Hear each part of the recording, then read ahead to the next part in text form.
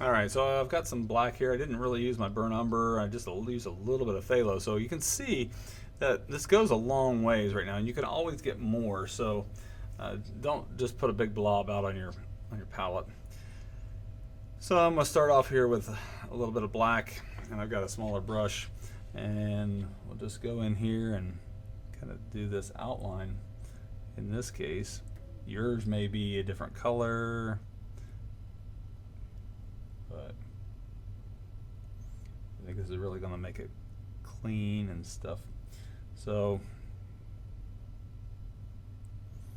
I think this is a pretty smooth edge, so I'm going to put a smooth edge on here.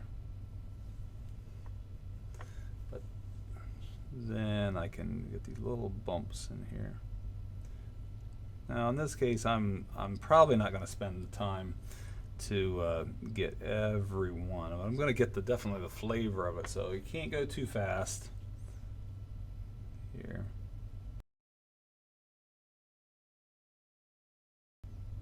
And you don't want to, in this case, like for black, you don't want to water your paint down too much because you want this to be pretty opaque. It means you can't see through it. So it covers up all those edges, covers up my pencil lines. And now we've got a little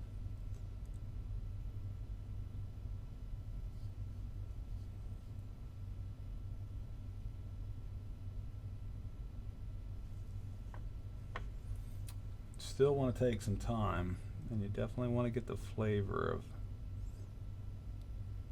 this whole thing. See, now some of those maybe brush strokes from the yellow are really not going to show up that much.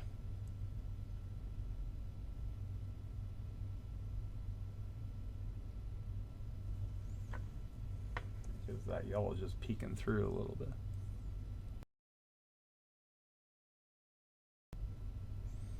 In this case, it's just a little wiggly line. I might do well to put a few little pencil lines, direction lines.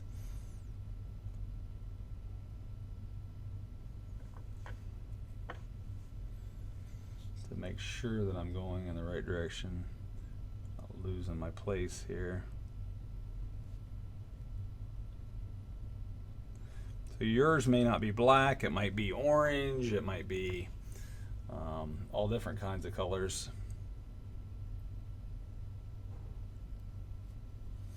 But if you get that base color down, then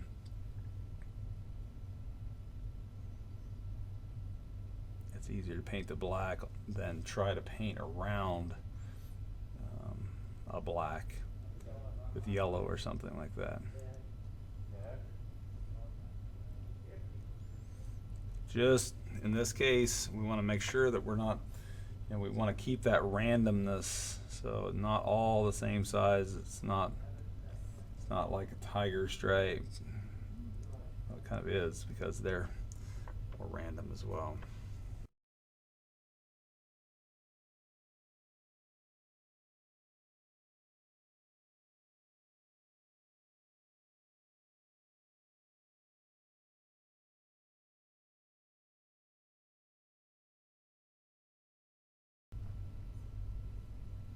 Okay, so we got that.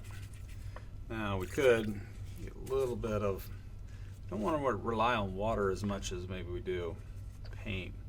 I'm going to take a little bit of that yellow, a little bit of black. Now you got to be careful because this kind of turns green really easily because really the black has got a lot of blue in it. And I think there's a little darker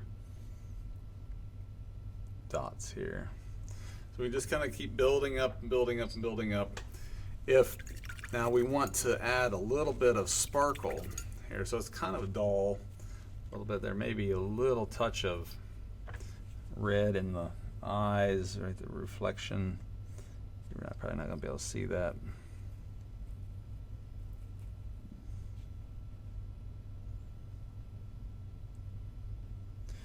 That'll make those eyes a little bit more sparkly.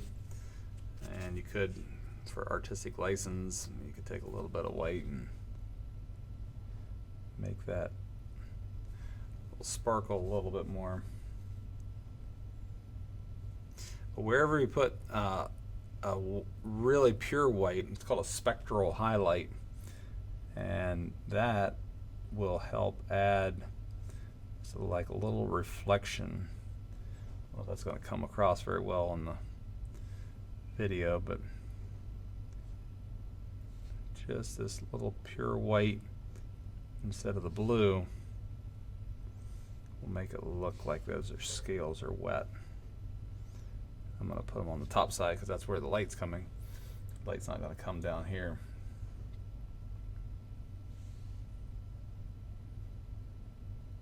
And I kind of put a few little dots on that blue just so it's sparkling off individual little scales and such. A little bit more in here. So this white doesn't cover up very well, so I'm going to leave it pretty thick. Just put kind of some dots in there. Okay, well, that's the fish. Then we would have to work on the background.